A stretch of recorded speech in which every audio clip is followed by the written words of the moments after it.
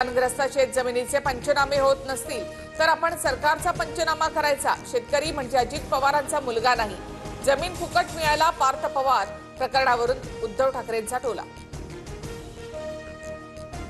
पुण्याचे पालकमंत्री असताना मुलाचा 300 कोटींचा व्यवहार वडिलांना माहिती नाही असं कसं होईल? चौकशी होईपर्यंत अजित पवारांनी राजीनामा द्यावा, अंबादास दानवे यांची मागणी। पार्थ पवार जमीन खरेदी प्रकरणात पुण्यामध्ये मनसेचं आंदोलन, उपमुख्यमंत्री अजित पवारांनी राजीनामा देण्याची मागणी। पार्थ पवारांचा प्रतिकात्मक पुतळा आणत मनसे आक्रमक। अमेडिया कंपनीचा सहभाग असलेला पुण्यातील आणखी एक जमीन घोटाळा समोर।